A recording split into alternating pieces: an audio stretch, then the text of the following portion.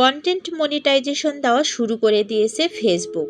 এ কারণেই 2024 সালের শেষে এসে সব কন্টেন্ট ক্রিয়েটররা উঠে পড়ে লাগছে ভিডিও আপলোড থেকে শুরু করে রিল, ফটো, টেক্সট বিভিন্ন ধরনের যা পাচ্ছে তাই পোস্ট করতেছে।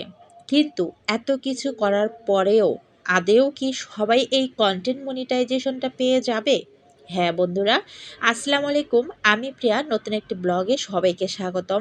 আসুন ডিম রান্না করতে করতে আপনাদের সাথে আলোচনা করি আসলে কারা কন্টেন্ট মনিটাইজেশনটা পাবে।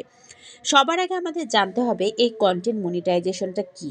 কন্টেন্ট মনিটাইজেশনটা হচ্ছে আমরা আলাদা আলাদা রিল সেট আপ পাইছিলাম, ইনস্ট্যান্ট অ্যাডস পাইছিলাম, আবার লাইভ সেট আপও আলাদাভাবে পাইছিলাম। তো সব কিছুর ইনকামটা আলাদা আলাদা ডলারে আমাদের আসতো, পেমেন্টটা আমরা আলাদা আলাদা করে নিতাম। কিন্তু ফেসবুক যখন দেখতেছে কন্টেন্ট ক্রিয়েটর বাড়তেছে, তাই ফেসবুক চাচ্ছে সবারই ইনকামটা এক জায়গায় দিতে।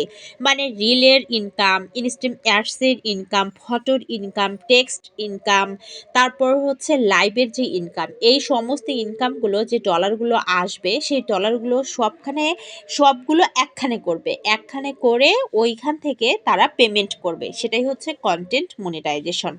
এখন আসি এই কন্টেন্ট মনিটাইজেশনটা আসলে কারা পাবে।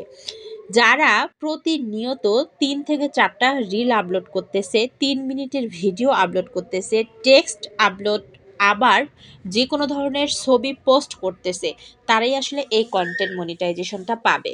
শুধুমাত্র রিল আপলোড করলেই কিন্তু কন্টেন্ট মনিটাইজেশনটা পাওয়া যাবে না, বা ৩ মিনিটের ভিডিও আপলোড করলেও কিন্তু এই কন্টেন্ট মনিটাইজেশন পাওয়া যাবে না। এই কন্টেন্ট মনিটাইজেশনটা পেতে হলে আপনাদের রিল, ছবি, লেখা পোস্ট, ৩ মিনিটের ভিডিও, লাইভ সব কিছু ধারাবাহিকভাবে মেনটেন করে, শিডিউল করে ৩ ঘন্টার ব্রেক দিয়ে দিয়ে আপনাদেরকে এগুলো পোস্ট করতে হবে। যারা প্রতিনিয়ত এগুলো করে আসতেছে তারাই আসলে এই কন্টেন্ট মনিটাইজেশনটা পেয়ে যাবে। এখন আসি প্রথম সারিতে কারা আছে, দ্বিতীয় সারিতে কারা এবং তৃতীয় সারিতে কারা। এই বছরে অর্থাৎ 2024 সালের শেষের দিকে প্রথম যাদেরকে দিবে, যারা রিল সেট আপটা পাইছে এবং ইনস্ট্যান্ট অ্যাডস যে সেট আপটা পাইছে তাদেরকে আগে কন্টেন্ট মনিটাইজেশনটা দিয়ে দিবে। তারপর অনেক পুরনো যারা কন্টেন্ট ক্রিয়েটর আছে, অনেকদিন ধরে কাজ করে আসতেছে বাট কোনো সেট আপই পায়নি, দ্বিতীয় সারিতে তারা রয়েছে। এবং সবার লাস্ট পজিশনে আছে নতুন যারা কন্টেন্ট ক্রিয়েটর, যারা দিনরাত পরিশ্রম করতেছে বাট নতুন, তারা আছে তৃতীয় পর্যায়ে। তো এই হচ্ছে আজকে আমার আপনাদেরকে দেওয়ার তথ্য।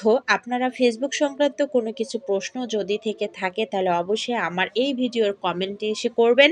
আমি আশা করি সমস্ত ধরনের উত্তরগুলো আপনাদেরকে দেওয়ার চেষ্টা করব।